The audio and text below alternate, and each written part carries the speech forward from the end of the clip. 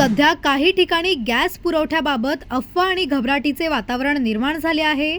या पार्श्वभूमीवर भाजपचे नगरसेवक पंकज देशमुख यांनी नागरिकांना शांत राहण्याचे आणि कोणत्याही अफवांवर विश्वास न ठेवण्याचे आवाहन केले आहे। पंकज देशमुख यांनी सांगितले की गॅसचा पुरवठा पूर्णपणे सुरळीत असून सध्या कोणत्याही प्रकारची कमतरता किंवा बंदी घालण्यात आलेली नाही। त्यामुळे नागरिकांनी अनावश्यक घाबरून जास्त प्रमाणात गॅस सिलेंडरची ओव्हर बुकिंग करू नये। ते पुढे म्हणाले की अफवांमुळे अनेक नागरिक एकाच वेळी सिलेंडर बुक करण्याचा प्रयत्न करत आहेत, त्यामुळे वितरण व्यवस्थेवर ताण येऊ शकतो। नागरिकांनी नेहमीप्रमाणेच गरजेनुसार गॅस बुक करावा आणि प्रशासनावर विश्वास ठेवावा। तसेच गॅस वितरण कंपन्या आणि प्रशासन परिस्थितीवर लक्ष ठेवून असून पुरवठा सुरळीत ठेवण्यासाठी आवश्यक उपाययोजना करण्यात येत असल्याचेही त्यांनी स्पष्ट केले। नमस्कार, मी पंकज देशमुख, नगरसेवक भाजपा।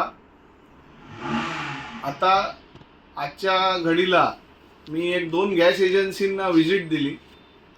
तिकडे भेट दिल्यानंतर असं लक्षात आलं की अनेक रहिवासी कनेक्शन जे आहेत ते सगळे घरगुती कनेक्शनसाठी सर्वांनी ओव्हर बुकिंग टाकलेली आहे।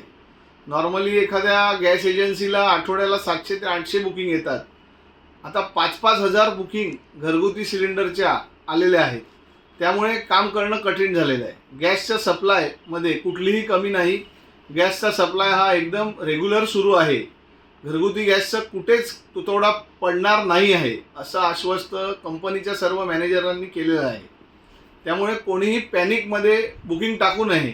त्यामुळे काय होतं, एक्स्ट्रा सिलेंडर जर प्रत्येकाने घेतला तर ज्यांना गरज आहे त्यांना सिलेंडर मिळणं कठीण होत आहे।